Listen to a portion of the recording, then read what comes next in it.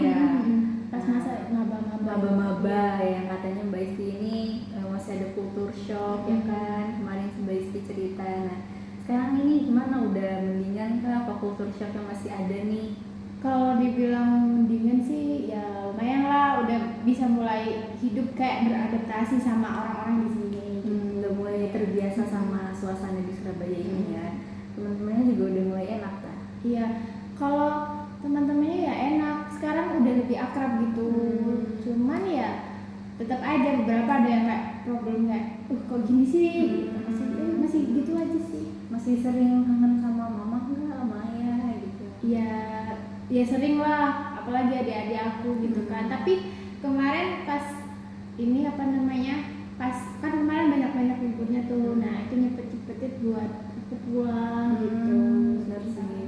Jadi kemarin yang libur panjang itu Mbak Isti pulang ya? Berarti ini baru pulang lagi nih, balik ke kos? Iya, baru minggu kemarin gitu. Oke baik, alhamdulillah saya senang mendengar kabar baik Mbak Isti gitu ya. Nah, ini tadi kemarin ya kalau nggak salah Mbak Isti ngabarin saya katanya ada yang dibingungin sampai ada yang kesel gitu. Gimana tuh Mbak, apa yang dibingungin, apa yang dikeselin? Iya, kemarin tuh kebetulan sampai emosional banget, jadinya nggak tahan buat cerita ke mbaknya gitu loh. Kayak, Mbak bisa nggak gitu, soalnya kemarin tuh bingung masalah ini lebih ke kos yang lagi aku tempatin sekarang. Mbak Isti lagi bingung sama kondisi di kos gitu kan? Kondisi kos, kondisi aku ke depannya gimana gitu. Bingung di itunya sih. Bingung di kosnya. Nah, di kos itu emang lagi ada problem atau gimana? Lebih ke ini sih, kan kos aku tuh kan ada ibu kosnya. Nah ibu kosnya itu tiba-tiba itu kayak mau melakukan pembangunan gitu. Nah bingungnya di situ, kenapa dia tuh gak pernah bilang dari awal gitu loh. Terus juga begitu sampai si ibu kosnya tuh kan posisinya kan kos aku di depan sama temen-temen aku, udah akrab tuh sama temen kos aku di depan. Nah tiba-tibanya tuh ada mau kos baru di belakangnya gitu. Itu yang bikin aku shock, kayak loh kok tiba-tiba nambah nggak karuan gitu loh gitu. Jadi Mbak Isti belum tahu sama sekali gitu ya kalau ada mau dibangun dan lain-lainnya, tiba-tiba ibu kosnya bilang mau ada pembangunan baru, mau ada orang baru kah gitu. Dan posisinya itu kan kos aku kan yang 3 temen aku kan di depan. Nah itu kamar mandinya satu udah ada di belakang. Nah sedangkan kos barunya itu nanti kamar mandinya juga tetap di situ gitu. Jadi kayak pertimbangannya untuk nanti nambah orang segala macam, masa iya kamar mandinya cuma satu gitu. Kayak di itunya sih. Oh jadi Mbak Isti tuh kayak bingung, kesel. Iya, gitu kesel kan? juga kayak ini orang ibu kos aku nggak ada pemberitahuan gitu, terus nggak ada tindak lanjut. Terus aku dengar kan kayak, kan aku cari info lah ya, kayak gimana bentukannya, kayak kosnya ini kedepannya akan gimana gitu ke pemilik kosnya. Terus pas aku tanya tuh katanya kayak kan nambah orang di belakang, itu bilangnya tuh malah ini orangnya tuh campur, jadi ada cowok gitu kan. 3 temen aku kan cewek semua, kan nggak aman dong. Udah tahu kayak sekarang banyak kasus kriminal gini-gini. Nah untuk kayak seukuran aku sama temen-temen aku di depan itu, untuk seorang perantau perempuan juga gitu loh. Jadi kayak mikir aja gimana, kok tiba-tiba ada cowok di belakang, nanti gimana gitu. Iya sih. Oh begitu ya Mbak. Terus gimana nih tanggapan teman-teman Mbak Isti pas tahu Ya gini sih, ada mau orang baru? yang 3 temen aku yang perempuan tuh ya, kayak mereka juga mikir kayak, kan nanti kalau bangunan depan sama bangunan belakang itu disatuin kan nyampur gitu, jadinya bukan kos cewek dong jatuhnya gitu. Kayak pasutri segala macem, cowok juga paling diterima gitu loh. Bingungnya di situ, kayak keamanannya terus gimana gitu kan. Terus juga kan kayak pemilik kosnya juga tegas gitu. nggak jarang ngetrol juga gitu loh. Dan dan nggak mungkin juga bilang ke misalkan ya ada Pak Sutri atau cowok gitu loh di belakang bilang kayak Mbak apa Mas jangan ke ini ya, jangan di bangunan yang ini ya, kan nggak mungkin juga, kan juga kita nggak tahu kayak misalkan cowoknya punya niat jahat segala macam gimana gitu sih. Kayak sampai kemarin tuh aku sampai emosional kok gini gitu loh, sampai kayak masa iya ada cowoknya gimana gitu, aku mikir gitunya. Terus kayak kamar mandinya nyampur sama cowoknya gitu segala macam gimana gitu sih. Bener sih. Basic kayak masih ngerasa ini, ngerasa nggak aman kan karena nggak aman. Tahu sendiri kan Surabaya kayak gimana. Terus kayak cowok makin kesini makin gimana gitu kan. Jadi ada pikiran-pikiran negatif gitu kan ya. Meskipun kayak naudzubillah itu terjadi sama aku sama temen-temen aku yang di depan kos itu, tapi kan kita nggak tahu gitu loh kedepannya akan gimana gitu, nggak ada yang tahu gitu sih.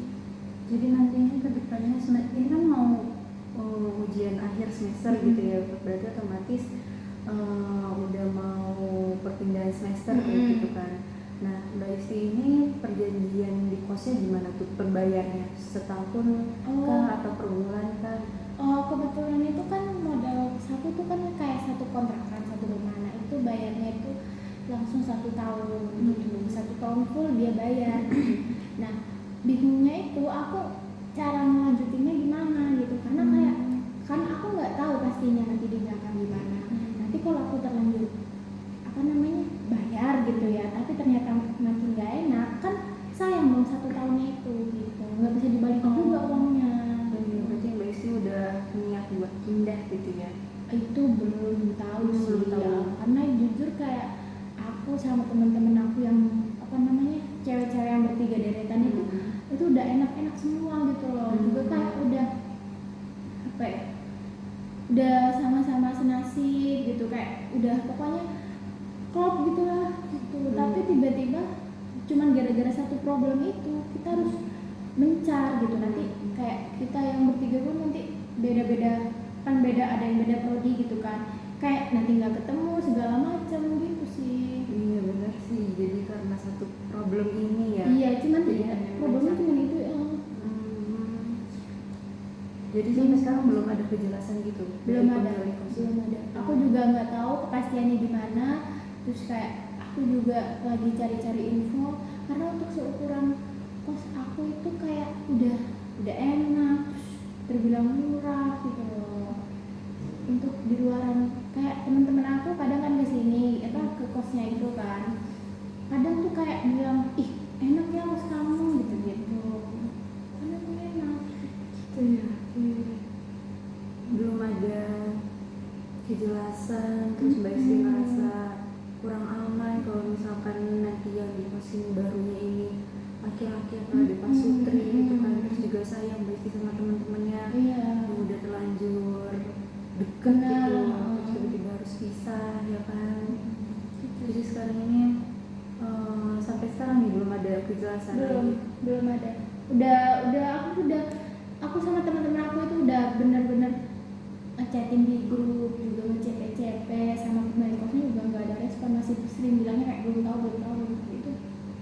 Sampai sekarang bahkan udah kayak bener-bener capek untuk nanyain gitu loh. Tapi Mbak Isti udah mulai cari-cari kos baru gitu?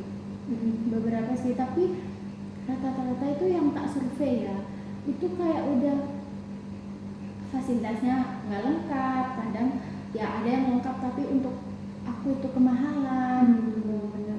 Karena aku itu lebih suka apa-apa yang bayar langsung sekaligus 1 tahun gitu loh. Aku nggak suka kalau kayak per bulan, kan biasanya di kos-kos yang di bagian yang deket-deket kampus itu kan biasanya per bulan ya. Aku kurang suka sebenarnya. Bener sih Mbak Isti. Kayak gitu ya Mbak Isti masih bingung, terus juga belum nemu kontrakan yang bagus gitu ya, atau kos yang bagus yang sesuai sama apa yang Mbak Isti pengenin gitu ya. Terus gimana tuh, Mbak Isti bilang nggak ke orang tua kalau masalahnya? Udah bilang sih. Terus ayahku juga udah respon kayak kalau misalkan emang udah nggak nyaman, udah nggak enak, dan sekiranya itu ngebuat kamu sama teman-teman kamu itu ini apa namanya bahaya gitu ya, ya itu minta pindah aja bahkan ayahku bilang sampai kayak kalau bisa kalian bertiga tuh cari rumah satu buat ditempatin gitu, yang kamarnya sekarangnya ada 3 atau enggak kayak ya kayak kita pindah jadi satu lagi gitu, jadi nyari rumah lain lagi gitu. Ayahku juga bilang gitu, kalau emang kamu mau nyari partner kos yang enak, yang emang kamu udah kenal dan kayak sama temen-temen aku itu gitu sih. Bisa gitu sih Mbak. Sarannya dari ayahnya Mbak itu Ayah bilang namanya gitu. dia. Tapi Mbak Isi udah mulai cari-cari rumah gitu buat kontrakin bareng. Karena aku udah cari-cari, cuman beberapa bilangnya udah penuh. Soalnya kan abis ini kan tahun ajaran baru gitu. Jadi kayak bener-bener udah full, kayak cari di mana juga udah full, tak tanya gini-gini udah full juga. Gitu. Makanya kayak temen-temen aku tuh kaget, loh kamu kok mau pindah gitu pada nanya. Gitu. Oh teman Mbak Isi sampai kaget gitu? Iya, karena mereka bener-bener kayak ih enak ya kos kamu gini-gini gitu. Pas aku bilang Re ada kos baru nggak gitu, terus mereka pada bilang buat siapa gitu, padahal buat aku sendiri kayak loh kamu kenapa mau pindah gitu. Jadi teman-teman yang Mbak Isi juga kaget ya? Karena aneh gitu kata mereka, kenapa untuk seukuran kos kamu yang seenak ini kenapa kamu pindah gitu. Padahal mah emang nyiksanya di situ, di pemiliknya aja gitu, bukan di kosnya, di suasana kosnya enggak gitu. Tapi Mbak Isi kayak merasa sedih nggak sih harus lepasin kosan ini kalau misalkan Sedih. emang jadi? Iya banget Polo, kayak aku udah sama teman-teman aku tuh udah janji gitu ya, bukan janji sih, kayak ih enak ya ini, kayak jadinya kayak sampai lulus ya di sini gitu. Terus kayak kenapa tiba-tiba kayak gara-gara kayak gitu kok mau apa namanya kayak mencar-mencar gitu gitu sih. Terus responnya teman-teman Mbak Isi gimana juga nih? Apakah dia yang sedih juga kah? Mereka itu juga ini sih apa namanya bingung juga, kayak depannya kan gimana gitu kan. Ya mereka juga lagi apa namanya tak tanyain gitu kan, kayak satu-satu gimana gitu kan. Terus ada beberapa bilang kayak ya udah apa namanya aku masih mau nyari gitu, masih bingung juga gitu sih, kayak nggak tahu mereka juga ikut sedih apa enggak gitu, apa kayak mereka juga akan apa namanya ngelepas ini tuh kayak enak gitu loh, ini kan emang enak gitu loh. Ngerti sih saya. Mbak Isi sama teman-temannya itu udah ngerasa kekeluargaannya banget gitu ya. Bahkan apa namanya aku sama temen-temen yang aku yang 2 itu kayak apa namanya pernah masak bareng. Terus kalau misalkan nasi, kayak makan nasi itu kayak satu magicom gitu, untuk lauknya beda-beda, tapi kayak terus habis gitu kayak nanya gitu tiap mau nanam nasi kayak kamu udah makan belum, apa sekalian nitip ke aku gitu. Jadinya kalau kamu belum makan ya udah aku masak nasinya lebih gitu, jadi sama-sama makan gitu. Terus kayak makan duluan ya gitu sih. Yang itu tuh nggak apa ya, temen-temen aku yang di luar 3 itu ya nggak dapetin ketika mereka ngekos dengan temen-temennya yang lain gitu loh. Bener sih. Gak semua mahasiswa juga ngerasain kekeluargaan di kosan. Kan tahu sendiri kayak kadang masing-masing kamar itu kayak individual gitu sih. Sebenarnya nggak apa-apa kalau mau individual, cuman ya untuk aku kayak ngerasa sepi aja gitu kalau misalkan apa namanya orang-orang tuh satu-satu gitu loh, individual gitu apa kan. Tapi Mbak Isi ngerasa nyaman gitu sama mereka. Ya gitu apa namanya nyaman aja, kayak mereka tuh kalau misalkan lagi apa ya punya apa gitu kayak makanan, kadang kayak nawarin mau nggak gitu. Terus atau enggak kadang tuh malah apa namanya kita bertiga tuh kan satu kos itu apa saling ngerayain ultah mereka satu-satu. Jadi kayak misalkan temen aku yang satunya itu ultah, nah 2 itu ngerayain gitu. Jadi kekeluargaannya tuh kerasa banget ya. Jadi kayak ada apa ya ada kumpulan gitu. lain gitu. Jadi ngerasa nggak sendiri banget gitu kayak kalau ada kesepian temen gitu. yang satu frekuensi dan kayak ya apa namanya satu nasi gitu. Ini kan teman-teman Mbak Isi sama Mbak Isi ini kayak udah deket banget gitu kan. apalagi kan pertemanan itu kan apalagi kan Mbak Isti sama teman-teman Mbak Isti ini kan kayak baru kenal gitu. Maksudnya kayak kenalnya baru pas maba gitu kan, pas masih jadi mahasiswa baru. Selama hampir mau 1 tahun ini ya, Mbak Isti tuh pernah kayak ada kesel gitu nggak sama temen satu kosnya atau satu kontrakan? Sebenarnya kan apa namanya kayak pas awal maba segala macam itu kayak kekeluargaan banget, sampai masak bareng, ini bareng gitu kan. Nah makin mulai ke tengah makin kayak makin panas nih, nggak ngerti kayak tiba-tiba kadang individual gitu. Cuman aku gini ngeklaimnya tuh gini, kalau misalkan aku lagi kayak diem aja nggak ngomong sama 2 orang temen aku, berarti ada satu unek-unek yang aku nggak mau gitu. Tapi aku untuk ngomong atau nggak untuk kayak bilang kayak itu tuh nggak nyaman gitu.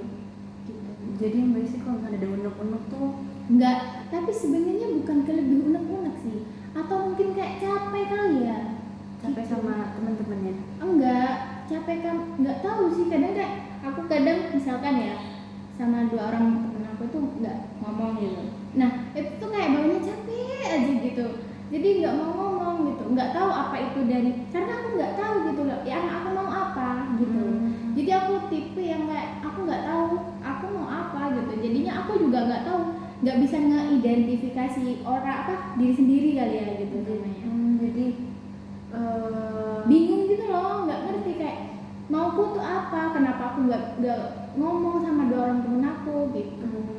Terus kalau misalkan dari 2 orang temen aku itu lagi diam gitu ya, kadang kayak apa namanya yang maklumin aja, mungkin dia lagi capek atau enggak ada yang salah dari aku, ya udah aku diam aja gitu, karena nggak tahu gitu, nggak mau memperpanjang masalah juga gitu.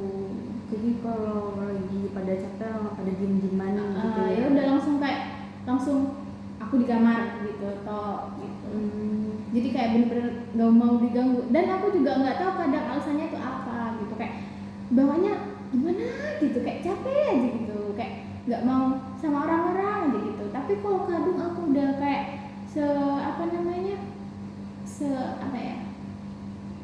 sedekat itu atau kayak lagi ngerasa seberuntung itu sama mereka gitu, ya udah aku kayak main sama mereka gitu sampai nggak ada hentinya gitu sih. Cuman ada Kayak itu siklus pertemanan nggak sih emang gitu. Cuman biasanya ngerasa ada nyesel nggak sih ketemu mereka gitu? Nggak ada sama sekali, karena emang bener-bener kan kita total apa ya, kayak bener-bener nggak kenal dari awal kan, bener-bener dari 3 kota yang berbeda gitu, juga apa culture-nya berbeda-beda gitu, juga apa individualnya apa ya sifatnya itu beda-beda gitu. Cuman Mbak Isi sama teman-teman itu pernah ada yang berantem yang gede banget gitu? Nggak ada sih. Nggak ada. Jadi, aku ya nganggapnya nggak ada, tapi nggak tahu dari 2 temen aku tuh gimana. Karena kan kayak apa namanya, kita juga nggak tahu salahnya kayak misalkan aku sama temen aku yang ini salah, anggapannya salah, tapi aku nganggapnya itu benar gitu, jadi kita nggak tahu gitu loh. Tapi kadang kalau kayak gitu kadang diomongin gitu, kayak misalkan aku salah di apa namanya, kadang aku apa ya, kayak misalkan kotor lah cucian piring belum dibersihin gitu, nah itu kadang ditegur kayak kamu tadi pakai ini enggak, belum dicuci ya gitu. Tapi ya udah, karena itu kayak emang kesalahan aku, pure kesalahan aku gitu, ya udah dicuci aja gitu. Kalau yang sampai gede-gede banget nggak ada sih. Jadi komunikasi Mbak Isi sama teman-teman itu bagus banget. Nah bagus, karena emang bener-bener apa namanya diomongin gitu, kayak kalau misalkan kamu salah ya udah tak omongin gitu, caranya gini gitu. Tapi kadang aku sendiri kalau misalkan ya aku salah tapi diomongin, tapi kadang aku kayak jengkel aja gitu, kayak iya aku capek ntar gitu. Saya tuh di situ ya emang sengaja aku ya, karena kayak aku yang ini tapi kayak iya bentar gitu sih. Gitu ya. Tadi kan Mbak Isti bilang bingung sama diri sendiri kalau lagi capek gitu kan. Nah itu pernah nggak sampai kayaknya ngerasa serba salah gitu kalau interaksi sama seseorang? nggak mau ada interaksi. Ini sih apa namanya kan di mata kuliah aku itu kan ada salah satunya ya bikin project. Itu di project itu tuh harus ada ketua. Nah kebetulan aku ketuanya. Nah ya udahlah aku kayak terima-terima aja kalau aku dijadiin ketua, di vote jadi ketua. Nah capeknya adalah kan kalau jadi ketua apa harus ngurus ya. Nah di situ letak kayak capeknya di situ. Kadang gini kan misalkan pertemuan itu kan ada Zoom segala macam, ada pengembangan lah ya. Nah aku tuh selalu merasa ini kurang gak ya bagi teman-teman aku gitu. Jadi kayak aku pas ngerjain ini jelek gak ya bagi teman-teman aku gitu. Kayak teman-teman aku merasanya aku becus gak ya jadi ketua gitu sih. Kayak overthinkingnya tuh di situ kayak ini nih udah bener gak ya menurut teman-teman aku yang aku kerjain udah bener ya gak ya gitu. Padahal kalau diukur juga aku juga capek ngerjainnya sendiri gitu loh. Itu. Tapi Mbak sih waktu ada pikiran kayak gitu langsung komunikasi nggak ke teman-teman? Enggak sih. Enggak. Karena kayak aku juga takutnya dibilang apa sih gitu. Kan kadang ada ya orang yang misalkan malah dibilangnya aku itu kayak apa sih kalau istilah ini meroket untuk apa? Untuk di ini apa sih namanya? Meroket untuk dipuji gitu kan? Iya ya gitu. Akunya kayak misalkan ya aku nanya, Rek, ini salah nggak gitu? Terus mereka bilang kayak enggak kok, bagus kok gitu. Kan tapi aku nggak tahu itu bagus beneran apa enggak. Takutnya kalau aku komplain, Rek ini kurang ya, maaf ya, ini gimana enaknya gitu. Malah dia bilang kayak takutnya mereka tuh mikir kayak apaan sih orang udah bener apaan sih gitu. Aku takutnya mikir gitu sih. Takut aja aku tuh kelihatannya kurang perfect di mereka gitu loh. Cuman setiap ada pekerjaan yang menurut Mbak Isti udah maksimal itu selalu ada komen enggak sih kayaknya kurang ini deh gitu. Nggak ada. Nah ada. Ya problemnya di situ juga sih kayak misalkan ya Rek minta tolong dong ini yang ini diperiksa benar apa enggak. Nah bahkan aku tahu nih mereka nggak masuk ke linknya, kayak belum masuk juga ke linknya yang aku bagikan. Terus mereka udah bilang bener kok gitu. Terus tapi kayak pas aku lihat lagi kerjaan aku sebagai ketua ya, lihat lagi kok kurang gitu. Tapi mereka nggak ada respon kayak ini salah gitu. Jadi kayak nggak ada diskusi. Jadi kan aku bingung juga kayak ini udah bener apa enggak, udah perfect apa enggak gitu.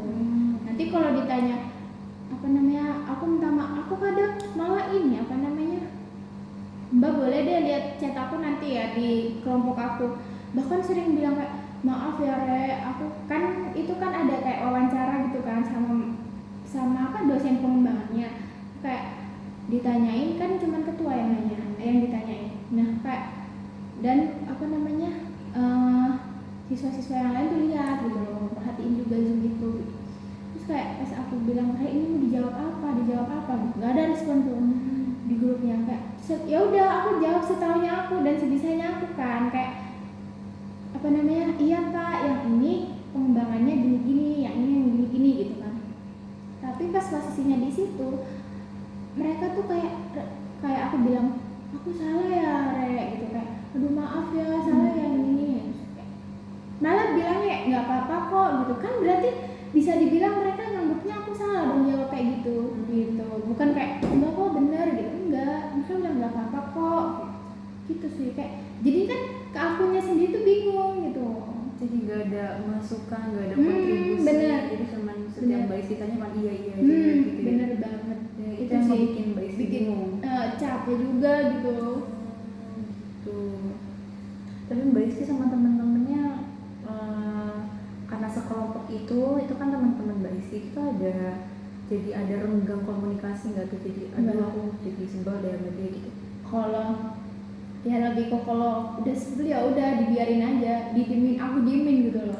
Kadang ya apa namanya kayak seharian full gitu aku nggak ngomong di grup itu, padahal pas itu lagi matkulnya lagi ininya, tapi aku nggak ngomong karena bener-bener kayak terserah, aku lagi capek. Ketua kerjaan aku sebanyak itu gitu loh, kalian sebagai anggota cuma ngerjain per individunya gitu loh, sedangkan aku belum ngerjain individu aku, belum juga ngumpulin yang kalian gitu, belum juga nyatuin yang antara kalian gitu. Nah aku mikirnya gini, kan aku satu kelompok sama circle aku sendiri gitu. Jadi kayak nambah 1 orang lagi kan 6 gitu kan. Jadi mikirnya kayak mereka itu good as my circle, tapi mereka untuk jadi kelompok aku nggak mau gitu loh, kayak gitu. Karena aku tahu sendiri sifat masing-masing dari mereka gini-gini, dan nanti malah bikin circle pertemanan aku jadi rusak. Gara-gara kelompok doang gitu loh. Cuman ya udah aku pertahanin aja sih gitu. Anggap aja kayak oh dia kayak gini karena banyak masalah kali, ya udahlah aku kerjain aja gitu.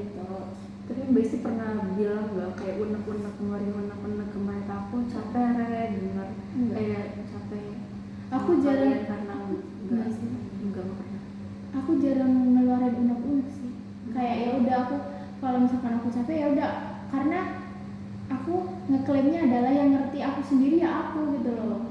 Aku juga kalau untuk seukuran aku unek-unek aku bilang gini aku capek gini sama kalian juga nggak akan ngebuat aku selesai gitu loh.